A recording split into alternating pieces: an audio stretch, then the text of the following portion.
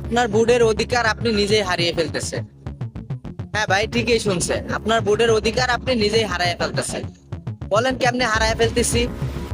আপনার কাছে দলীয়ভাবে অনেক লোক যাবে ভোট চাইতে।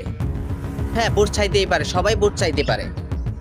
কিন্তু একজন লোক যাবে যে আপনার এনআইডি কার্ডের ফটোকপি আনতে, যে বলবে ভাই আপনার এনআইডি কার্ডের ফটোকপিটা দেন, এটা আমরা বসেরে দেখাবো যে আমি আপনার কাছে আসছিলাম, ভোট চাইতে আসছিলাম।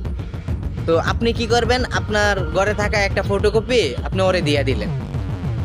তার বিনিময়ে আপনার ভোটটা ওরা জাল ভোট হিসাবে কিন্তু অলরেডি নিয়ে নিছে। যখনই আপনি এনআইডি কার্ডের ফটোকপিটা দিবেন, তখনই মনে করবেন যে আপনার এনআইডি কার্ডের নেওয়ার ফলেই আপনার ভোটটা জালি হয়ে গেছে অলরেডি। সেই হিসাবে আপনি একটা করণীয় কাজ করতে পারেন, যে কেউ যদি চায় যে আপনার এনআইডি কার্ডের ফটোকপিটা দেন, সেটা আপনি দিবেন না। কারণ একান্ত এটা আপনার ব্যক্তিগত ব্যাপার। কেন আপনি তাকে আপনার এনআইডি কার্ডের ফটোকপি দিবেন?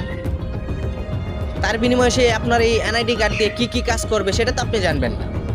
সেই এনআইডি কার্ডের ফটোকপি দিয়ে সে যদি দুর্নীতি করে, তখন কি করবেন? তখন তো ফাইসে যাবেন আপনি। তা এটা থেকে সবসময় বিরত থাকবেন। আপনার এনআইডি কার্ডের ফটোকপি কাউকে দিবেন না। আর আপনার ভোটটা যদি আপনি নিজেই দিতে চান, তাহলে একটা কাজ করবেন। হ্যাঁ, আপনি ভোট চাইতে আসছেন, ভালো কথা, আপনি ভোট চাইয়া যান। এনআইডি কার্ডের ফটোকপি, এনআইডি কার্ডের নাম্বার, এগুলো চাইলে এগুলো দিবেন না। এগুলো দেওয়ার ফলে আপনার ভোটটা আপনি নিজে হারিয়ে ফেলবেন। আপনি নিজের হাতে নিজের ভোটটা দিতে পারবেন না। আপনার পছন্দের নেতাকে আপনি নিজে ভোটটা দিতে পারবেন না। তাই সতর্ক থাকুন। আর ভিডিওটা বেশি বেশি শেয়ার করে দিবেন, যাতে সবার কাছেই এই ভিডিওটা পৌঁছায়, যাতে সবাই বুঝতে পারে যে এনআইডি কার্ড দিয়ে বর্তমানে কি পরিস্থিতি চলতেছে, কি দুর্নীতি হইতাছে এই ভোটের সময়ে আইসা।